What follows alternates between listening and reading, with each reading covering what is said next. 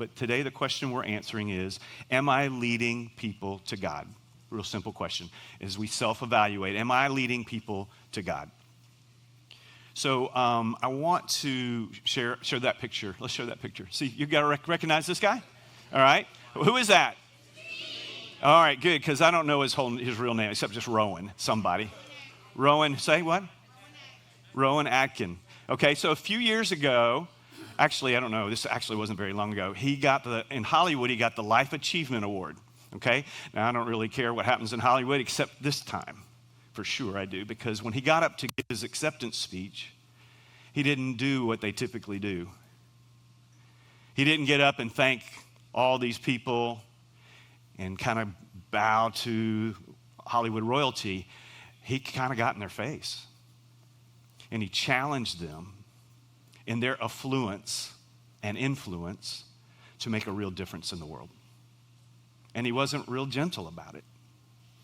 And then he put his money where his mouth is, and his money is where he's worth about $160 million. Okay, not insignificant. And he placed all the royalties from all of his projects to children and the poor. I'm not just saying do this, I'm actually doing this. All right, you can take him down. All right, so that's in what I want to talk about today as we ask ourselves the question, am I leading people to God? It's not just in our words, but in our actions, okay? The bottom line is for today is this, that we will be leading people to God when we welcome the stranger, when we instruct our kids in our household, and when we intercede on behalf of the world. Okay? Now those are words we don't use a lot. Those may sound like brand new applications to many of you. I will show you at the end that those are just 3 different words for things we've been saying all along. But those are the words that God uses in Genesis 18 in the life of Abraham. Okay? And we saw some, the New Testament reading was about Lot, and Lot and Abraham are throughout these chapters of Genesis, and we're going to spend a lot more time with Lot next week. But I wanted to plant the seeds and remind us that God said through the Apostle Peter that Lot was righteous. And like has already been said many times in this service already, that we are saved by grace through faith. Okay, so Abraham believed God and it was credited to him as righteousness. That's how we're made righteous. And if you don't know what that means, it's just basically when God declares you right with him, you're right with him. Even though we don't deserve to be declared right with him. He justifies us. That's when we're saved. He sanctifies us. That's as we're being saved in reality. We're saved by position here. We're being saved in practice. And then one day he'll glorify us and we'll be saved in full. Okay? So we've been saved, we're being saved, and we will be saved. All those 3 tenses are found in the New Testament, and they're all true. Okay? That's why there's different tenses, is because they point to different aspects of our salvation. So when we read about Lot and Abraham, we see the life of Abraham, and we see a man who looks saved. His fruit is rich. Most of the time. Okay? He's not perfect. And then we see Lot, and we go, oh, he's not just not perfect. That dude is far from the Lord. And he's walking further and further away as he walks further and further away from Abraham. And yet, he will be called righteous in the eyes of the Lord. Now, I don't know about you, but that encourages me. It gives me hope that, oh, yes, maybe even when I royally mess up, God is faithful. Because he is faithful. And so we're going to focus on that contrast between Abraham and Lot next week. This week, I want to focus on the 3 things that I laid out as far as answering the question, am I leading people to God? Is my life pointing people to Jesus? And not just am I saying, you know, when you go to the hardware store, let's say you go to Lowe's or Home Depot and you walk in and you're looking for something and you actually want some help. Okay, you want somebody to walk up and go, may I help you? And then you run into somebody and they go, can I help you? And you go, yeah, where are the doohickeys? And they're like, over there. And then they turn around and walk away. That doesn't feel very good, does it? It's like, over where? Over there? And that just a small, giant warehouse, right? I don't know how to get from here to there, much less where there is. But when they say, come on, I love it when they go, follow me. And then they lead me to the doohickey, and the thingamajig so that I don't have to go looking for it. I love that. That's very hospitable, okay? And so this is what we're going to see is we're going to see that this is what it looks like, okay, to lead people to God. It's not send them, it's take them. All right? So let's jump in and let me catch you up on the context. So Chris did a great job last time, a couple of weeks ago, to say two things basically in this passage, the first 15 verses of chapter 8. And that is that hospitality is a big deal in the Bible. And that hospitality is biblically defined as welcoming strangers. Okay? This other thing he made a big deal about was, is anything too hard for God? And we wrote on our index cards things that prayer requests that we had that we thought, well, somebody could think this is too hard for God, but we're going to pray and believe. Okay? We are collecting those. So as those begin to be answered, please drop them in the offering pillars, pass them in to Ken or I or somebody so that we can begin to see those. And we don't have to share them. You can say confidential if you don't want it shared publicly. But we'd love to share some of those. So please bring those back. Share them even today. There's index cards in the pockets in front of you.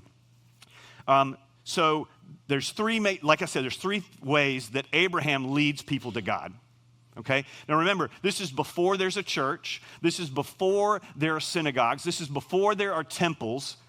This is before Israel is a nation. This is before there's written scripture.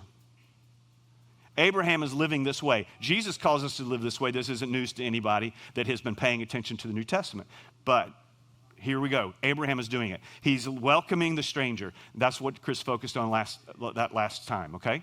And he did a marvelous job.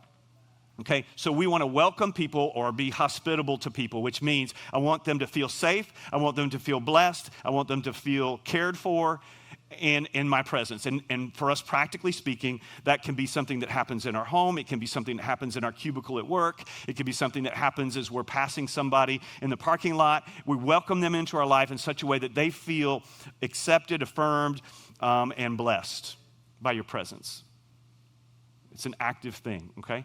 It's not an accident that in the New Testament, one of the criteria for being an elder in the church is that you practice hospitality. Okay? That's not something you hand off to your wife. That's something that we all do as followers of Christ. We welcome them into our lives. Okay, and this is why people don't like to do it, because I don't want to get involved. I have too many people in my life already. I don't need another one. And the introverts went, yes, it's exactly right? And yet, it's there for all of us, but how we do it might differ. Like the extrovert's going to throw a party on Friday nights and invite all the neighbors, and the introvert's going to go, I'm going to take a plate of cookies to that one neighbor and just say, hey, I'm here if you need me. But they're both being hospitable. You see what I'm saying? So how we do it can vary. All right, so that's the first one of the three. Now let's start reading, and that's where we're going to see the second one and third one emerge. Verse 16. So we've just had three strangers walk up to Abraham in his tent, okay? And he fed them, he washed their feet, he gave them something to drink, he gave them some shelter in the heat of the day. He took good care of his three stranger visitors, okay? Turns out two of them are angels, and one of them is Jesus, okay? Or at least it's God, okay? But they look like three men, and it takes him a bit, but Abraham figures it out. He's a smart guy. All right, and he recognizes the voice of the Lord, and that helps a lot with the third one. Okay, so we pick up after that all has happened, and the Lord has made it clear so that now Sarah even knows they're going to have a baby in a year or less. Okay, and this is going to be a miracle because she's past the years of childbearing. Okay, she's not just old; she's unable to ovulate. All right, kids are gone, right? Okay, verse 16. When the men got up to, I'm impressed that y'all think I actually know what that word means. Okay, when the men got up to leave, they looked down towards Sodom, the city, and Abraham walked along with them to see them on their way. So there's the three guys, okay? The two angels or messengers in some translations, which is what the word angel means, messenger, but there's human messengers and there's supernatural messengers, and that supernatural version is what we're seeing here, okay? So the three are walking, and Abraham's there, okay? And then these two start walking to go to Sodom, okay? There they go, all right? And that leaves the Lord, and that leaves Abraham. Talk about access, That's pretty impressive, okay? And they begin to talk. But before they talk, God thinks something to himself, and we somehow know what he thought, which is kind of strange to me, that God would think something to himself and ask himself questions and then share it either with Abraham later or Moses as he wrote it down 500 years later. This is what it says, verse 16. When the men got up to leave, they looked towards Sodom, and Abraham walked along with them to see them on their way. Then the Lord said, shall I hide from Abraham what I'm about to do? What's he about to do? Well, in the short term, he's about to judge a city. In the long term, he's going to bless the nations. Which does he mean? I don't know. Neither do you. We just think we do. Or it could be both. Verse 18, Abraham will surely become a great, powerful nation, and all the nations on the earth will be blessed through him. This is a reminder of what he's already told Abraham in chapter 12. 19. Now here's where it gets really, this is where we get the second way we lead people to God. For I have chosen him. He's talking about Abraham. So God is saying, I've chosen the Lord. This is the sovereign will and prerogative of the God who creates us. We are the creature, he's the creator. Let's not get that confused. Okay? The throne of our heart should be occupied by him and him alone. All right? So, for I've chosen him. Why? Here's why. So that he will direct his children and his household after him to keep the way of the Lord and to do what is right and just. Doing what is right and just. Why did he want him to do that? So that the Lord will bring about for Abraham what he has promised him. Okay? And he's promised him all those things. And if you want to look back, Genesis 12, verses 1 through 3, he promises him 6, 7, 8 things. Okay? Including the promised land. But he includes all kinds of blessings. And I'm blessing you, and you're going to be a blessing. And I'm going to make your name great, and I'm going to make a great nation. You're going to bless the nations of the world. One guy. Okay? So you ever feel like, I just want to make a difference? Like Rowan, Mr. Bean? He wanted to challenge everybody in the room to be willing to make a difference. Now, those are people of influence and affluence. Those are people that have a social media account with over 1 million followers. Okay? So it's kind of easy for us to think, well, yeah, they can impact the world because look at all those followers. But God's like, who's following you in real life? What is that? IRL, right? That's hashtag IRL, in real life. Who is following you in real life? And do you have to have 1 million people behind you to make a difference? Jesus had 12. Well, he had more than 12, but he had, in the upper room, after his resurrection, there was 120. After 3 years of ministry, Jesus had 120 in the upper room. I think that the church planting members of his board were probably going, now Jesus, 120 after 3 years. I mean, we put a lot of money into this. I think we're going to have to fold this operation up and try again, okay? We got to reboot this church plan. It's just not going to get done here with 120. It's just not quite, right? This is what some people would say even today in church plants world, where you're starting churches from scratch. And Jesus shows us that God-sized things start with a speck-sized start and mustard seed size of faith. So let's be careful that we're not thinking too much like the world and not enough like the Lord. All right, so he's telling them, this is the second thing, he wants them to teach. He wants him to teach his children, teach and direct his children and his household. So he starts with he's only got one child, Ishmael. Ishmael's not the son of promise, but this is what he's saying because he's expecting Isaac. Isaac's going to be the son of promise that's going to be born in a year. And so God is like, yep, just one Abraham and Sarah together, and there's going to be one son of promise that's going to be on board with this, and that his name's going to be Isaac. Small beginnings. And you're going to change the world. You're going to make a difference that extends across every nation on the planet. It's just going to happen. I'm going to do this work in and through you, Abraham. Incredibly hard to believe. And yet, we are still here 4,000 years later reading about this man. Before they're a nation, they're reading him. And so what does he say? He wants them to teach his children and his household what? To go the way of the Lord, which is to live in a way that is right and just. Now, that's not what I would expect, and that's not typically the language I use when I talk about the mission of God, right? We typically talk about making disciples, love, mercy, grace, right? We don't tend to talk about righteousness and justice. Those are under the umbrella of holy. God is holy. How important is God being holy? Holy, holy, holy is the Lord Almighty. The whole earth is full of his glory. There are angels that were created to do nothing but sing that over and over for all of eternity. Sounds pretty important. Sounds pretty important. What does holy mean? It means set apart. It means uncommon. God calls us to be a holy people, which means he calls us to do right and to do what is just. There's a lot of talk in our nation about social justice, okay? Let's bring a good, holy, biblical social justice to our world. We need it. And I think the reason he's making a point of this is because he's about to show the opposite when he shows Sodom and Gomorrah, the wickedness that are in those cities. And before we get a little too haughty for ourselves and go, yeah, I'm glad I don't live in a city like Sodom, because he obliterates the city in chapter 19. Spoiler alert, sorry if I, right? And yet, probably, we're not as far away from that as we think, okay? And I'm not just talking about San Francisco, right? I'm not just talking about Vegas or New Orleans or whatever your favorite city of wickedness is. And I don't mean like you're pulling for them, but yet God's mercy is for them. This is why I'm glad you're not God. I'm not God, because I don't think enough like him. Because I don't know that I would have this kind of mercy. Again, next week. All right.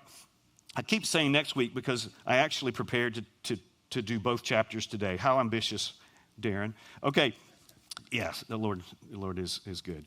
All right, so he says, this is the second. So what is the first one is we want to welcome the stranger. The second thing is we want to teach our children and our household. Abraham's household is a little bigger than ours, okay? At the peak, our household was 6. We have 4 daughters, Anita and I, and now they've all moved out, and so our household has shrunk. But household in the Bible, especially in the New Testament, oikos is the Greek word for it. It's not just a yogurt. It means household. It means your circles of influence.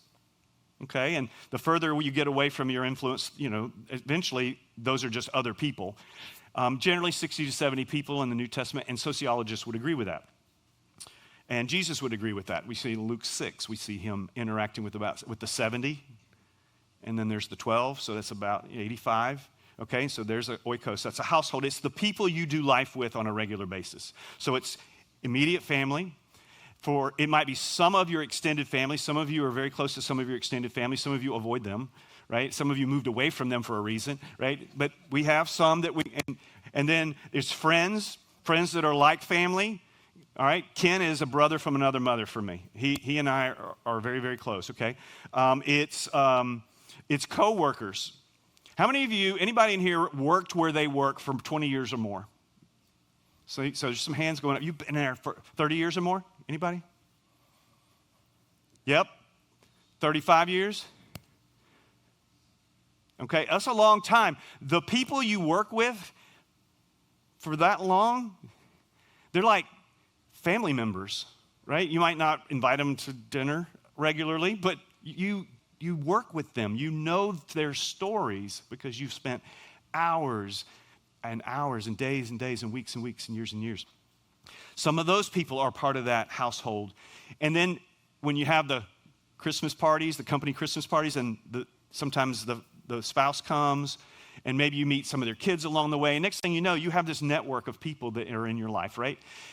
At some point, they stop being your household. And that's going to vary from culture to culture, and it's going to vary on a personal basis. The point is this. There is an orbit around you of people that are involved in your life on a regular basis. You have a God-given responsibility to point them to the Lord. That's your mission field. And as those people are in your orbit and they bring strangers into your life through the common, hey, I want to introduce you to so-and-so, okay? That's where your hospitality absolutely needs to kick in. And you're teaching your children and your household to be thinking this way as well, okay? This is why we don't have a bunch of programs at this church. We keep it very simple so that you have the bandwidth in your normal day, in your normal evenings to do these things scattered, the church scattered. Because that's the way the early church did it. And that's the way he calls us to do it as well. So it's teaching them. Now, Abraham's household was huge, okay? I think I've estimated conservatively it's 1,000 people. He's like the mayor, CEO, and pastor of a 1,000-member tribe church business. Okay, he's very good at what he does. He's very successful in the eyes of the world, and he's also well respected, and he has a lot of people that believe in him and what he's doing and how he's doing it. And they're following him. So his household is included in this, and you may be someone of unusual influence too, and you may have, especially if you're in charge of a lot of people. And so, so you have more responsibility, privilege and responsibility. All right, so let's keep going. That's the second one. So that the Lord will bring about Abraham what he's promised. Remember, it's God's promises, our journey is the series that we're working through in these chapters with Abraham. God has promised him, which means he's promised us, if we're in Christ, if we're following and we're grafted into that Abrahamic family. And that should shape our journey. What's our journey? It's how we live day to day. It's not that we come and sit here for an hour and a half. It's our whole life, 7 days a week. Verse 20. Then the Lord said, the outcry against Sodom and Gomorrah is so great and their sin so grievous that I will go down and see if what they have done is as bad as the outcry that has reached me. If not, I will know. Now, come on. God already knows, right? He's not going to learn something by going down there. But it's like he's communicating to Abraham, I'm not just saying, let's just wipe out that city. I'm going to evaluate eyeball to eyeball. We're going to see this. And his angels are going to go actually do that on his behalf. And again, next week. Then the men turned away, the two angels, and went towards Sodom. But Abraham remained standing before the Lord. Then Abraham approached him and said, and this is where Abraham starts to ask the question that God asked about him earlier. In 17, he said, shall I hide from Abraham what I'm about to do? In other words, God's thinking, can I trust Abraham? Now Abraham's going, can I trust God? Will you sweep away the righteous with the wicked? I mean, Abraham, that's some boldness. I love that.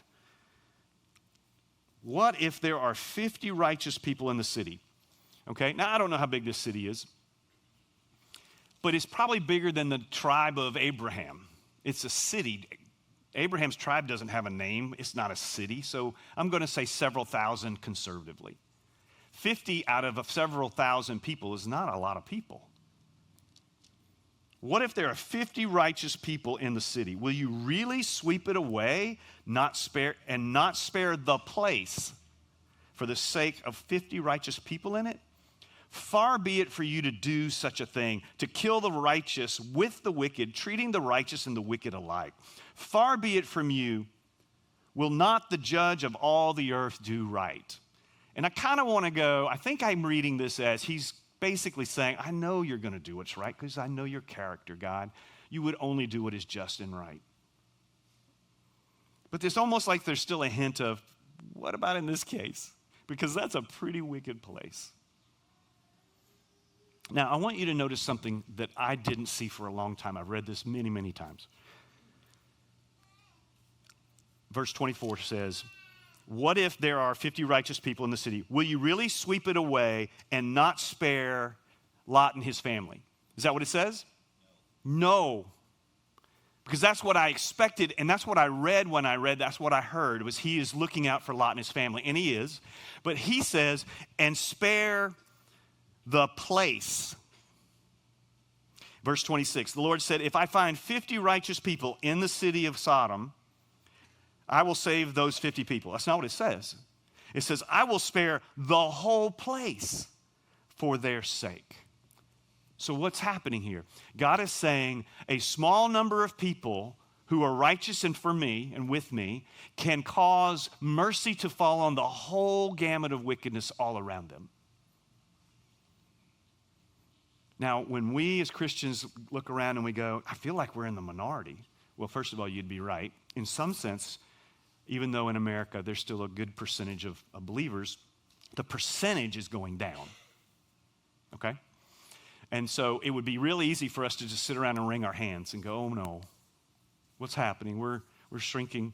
We can't make a difference. We can't make a difference. And absolutely you can make a difference. I don't even know if Mr. Bean's a believer, okay? I don't know.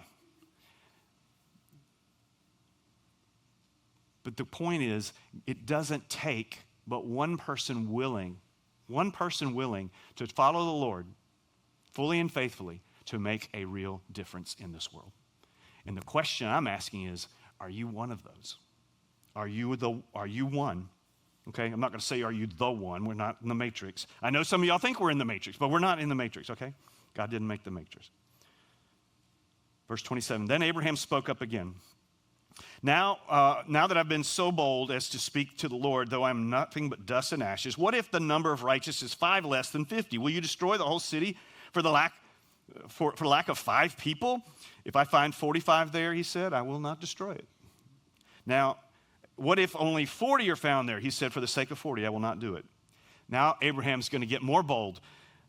Then he said, may the Lord not be angry, but let me speak. What if only 30 can be found there? He answered, I will not do it if I find 30. He's getting bigger in his numbers. Abraham said, now that I've been so bold as to speak to the Lord, what if only 20 can be found there? He said, for the sake of 20, I will not destroy it. Then he said, may the Lord not be angry, but let me speak just once more. What if only 10 can be found there? And he answered, for the sake of 10, I will not destroy it. When the Lord had finished speaking with Abraham, he left, and Abraham returned home.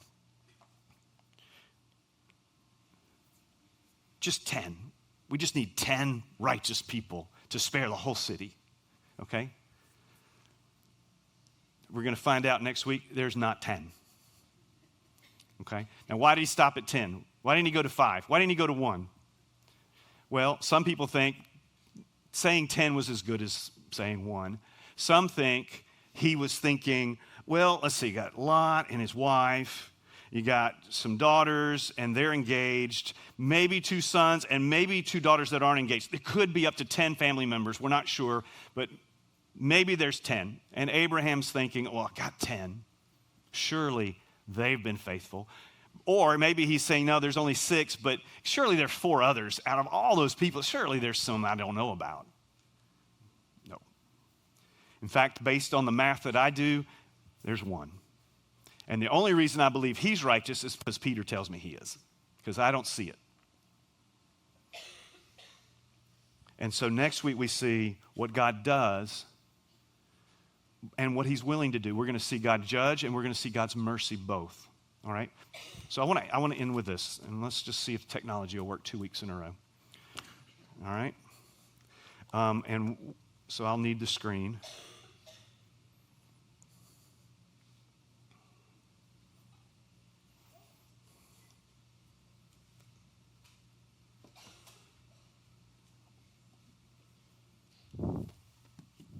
All right, here we go. All right. Okay. Okay, what I want to do is I want to show you two shapes, and through these shapes, I think we're going to teach some things, and then I'm going to wrap up. All right, so I want to review what I did last week with the 3 circles, and I'm going to do this a little quicker today. All right, the world we live in is broken. Okay? I think we all understand. Our world is broken at every level you can think of, which is why we have the brokenness and why we need more justice, we need more righteousness, we need less sin. But God created the world. When he created it, it was very good. There was no brokenness at all. Okay? And the reason that changed is because Adam and Eve disobey, and they do what's called sin. Okay? And so brokenness entered the world, they're thrown out of the garden, and here we are. Now, the reality is that all of us are in one of those 2 places.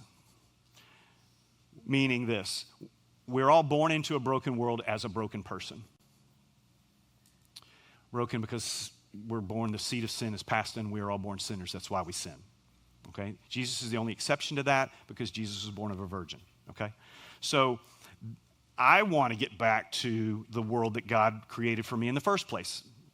And I think you do too. And so God has made a way to remain just and holy, but at the same time show mercy because God is love. He's not just holy, he is love. And so he made a way for that to happen. And so we have this pathway that is possible because Jesus came down. That's what we celebrate at Christmas, all right? He came down as vulnerable, human, perfect, He lived the life we couldn't live. He died on the cross for the sins that we committed. And God showed that he was an acceptable substitute by raising him from the dead. That's what we celebrated last Sunday, Easter. And that makes it possible for every person who trusts, who bends the knee and prays and surrenders their life to God, believing that God has made a way for us to get back to him, get back to this world, that when we pray, asking him to come in, and we say, I believe Jesus came, he died for my sins so that I could live for him, and he rose from the dead to show that when I die, I don't really die, I just change addresses, I move into the new heaven and new earth, and as a result, that makes me a new person, and that puts me in this world, even though I still live in this world for now. We are in this world, but not of this world, and that changes how we live and our attitudes about everything. It changes how we think about it. It changes about what matters. And so now this trip back into the broken world is no longer because of sin, okay? It's because of the love of God in us that compels us to go, to take people to God, okay? So that's what we're talking about, right? We're talking about leading people to God. Are you leading people to God? That's the question. Now, I want to give you a little filter that's going to help you process this, and then we'll stop, all right? Triangle, okay? All right, we're in the middle. And in Luke 6, you can look this up later, Luke 6, 1 through 11, you're going to see that there's 3 relationships we have with other people. We have basically 2 categories. We love God. We know we have a relationship with God, and then we have a relationship with people, okay? But people are in 2 categories. They're either with us in Christ or they're not yet with us in Christ, okay? And so I use the words up, in, and out to describe this. So up is our relationship with God, okay? And that's what we're here today celebrating. We're worshiping him, but we don't just worship him on Sunday. If you're truly following the Lord, you're worshiping him in all your life. And sometimes you're using words, and sometimes you're acting that out. Then we have, so this is with God. I agree, it is good, all right? And then in, we have the church, okay? These are folks that are following the Lord. These are disciples. These are believers. These are people who have prayed and by grace through faith believe, okay? And while they may not be doing it well, or they may be doing it very well, this is who we represent as the church, okay? Both global church, but also the local expression is believers. And that's, you can say insiders kind of makes you think of that, so kind of a negative, because outsiders sounds like it's exclusive. Well, it is. You have to come to God on his terms. But when you do, he welcomes anyone who comes to him on his terms. Now, there are people that haven't come yet, and those are folks that are outside the family of God for now. And so he sends us together to them, okay? And that's the world that we live in, okay? That's where we're going. We're going out to the world. Now, so how do we do that? Well, I'm glad you asked. So we see the third way Abraham shows us how to lead people to God is through intercession, interceding, okay? If you've probably seen this before. You're watching a football game or a basketball game or certainly a hockey game. I don't know if this happens in a hockey game. 2 players get in a fight in a football game or a basketball game, and somebody immediately gets in between the players and tries to break it up. I don't think that happens in hockey. I think they just let them fight it out, all right? But so what is that person doing? They're interceding. They're getting in between those 2 for at least the benefit of one, if not both parties. Okay? That's a kind of a physical way to do it. But spiritual way to do it is to pray. And Peter tells us that as believers, we're part of a royal priesthood, which means that we are priests. I know that sounds weird. I don't have the conical hat. Sorry to disappoint. But we're all priests in a spiritual sense, which means we do 2 things, at least. We go to God on behalf of people, and we go to people on behalf of God, which means we intercede through our prayers and through our presence, okay? Speaking of presence, another word we could use here is presence. Are you taking people into the presence of God? So this is another way of saying, are you leading people to God? Yeah, bring people to church. Okay, good. If that's actually taking them to a place where people can experience the presence of God in corporate. Okay, but you can do that as an individual. You can take someone to lunch and they can be in the presence of God because you carry the Holy Spirit. And as a believer, he pitches his tent in your heart. And so we become the temple. So we take the temple to the people if the people won't go to the temple. You know what I'm saying? All right, so if they won't go to church, you're not done. Okay, this is formation, which is a fancy seminary word that means discipleship. Disciple means instruction and teaching, learner. And so that's what Jesus has called us to do. Therefore go and make disciples of all nations, baptizing them in the name of the Father and the Son and the Holy Spirit, and teaching them to obey everything I've taught you. And that's what he says to Abraham in the middle there. He says, I want you to teach your children and direct and teach your children and your household to do what's right and just. And then the last one is mission. And we use that word around here. Okay? Because that's why we're still here. Because everything else God calls for me to do, everything else in my life God calls me to do, I'll do better in heaven. So why not take me home and let me get started? He said, well, I've got something that you can only do down there, and I need you to do that. And I'm asking you to do that. I'm calling you to do that. I'm commanding you to do that.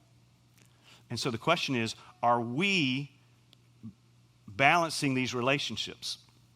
Okay, think about it personally. Is my relationship with God, so if I just draw the line here, right? This is love God, this is love people. And then there's two kinds of people. Those who are inside the church, love one another as Christ has loved you. That's a command, Jesus, to the believers. And love your neighbor as yourself. And that's the rest of the folks in our world.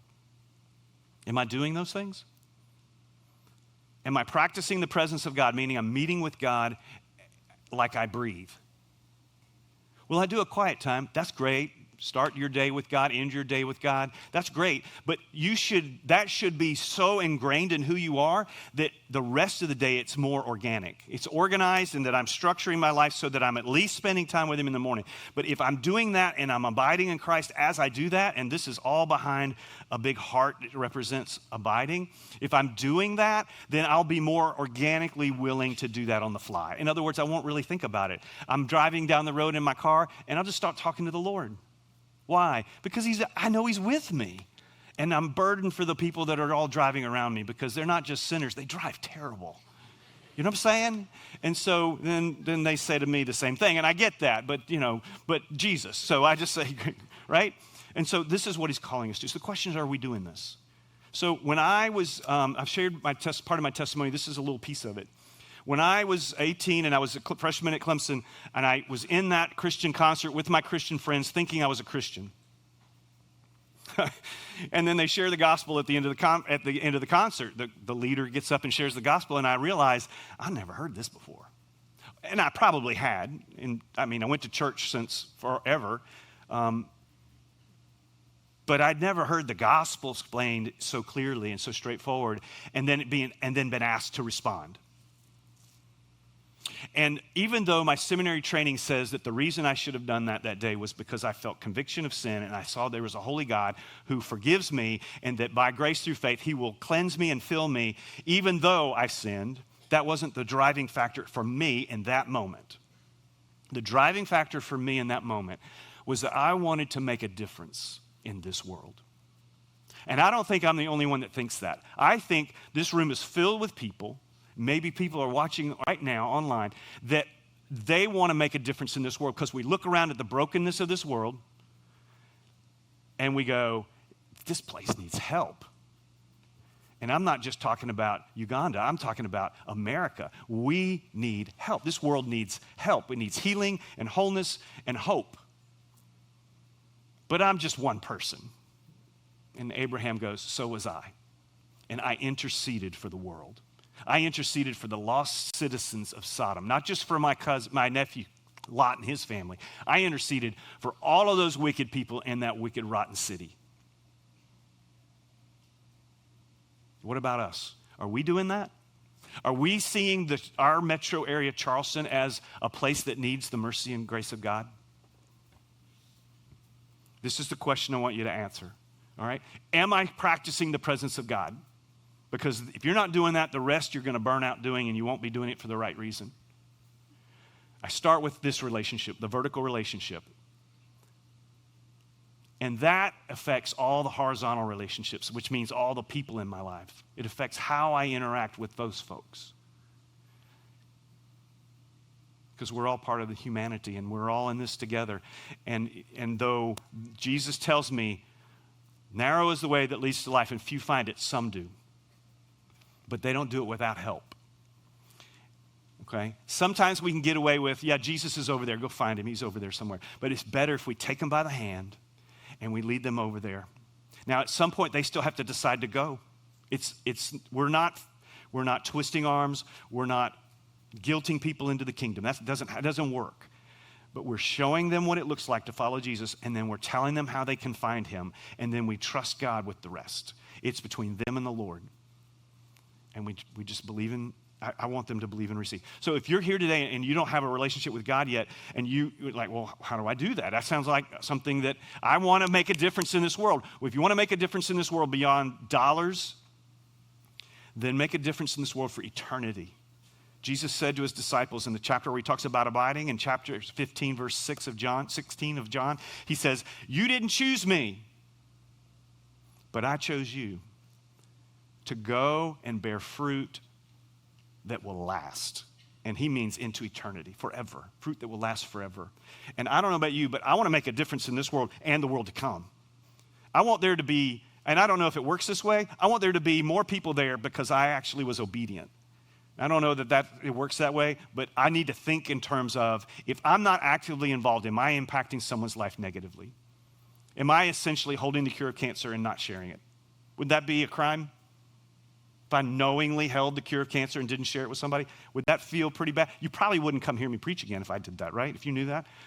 Because people might reject me because they may not believe that I really have the cure of cancer. And so they're just mocking me. Okay, so that shouldn't stop me, right? Because this is the cure for cancer. Well, we have the cure for sin. Okay? And Jesus died on the cross, and his blood is the cure. It's the blood transfusion we all spiritually need.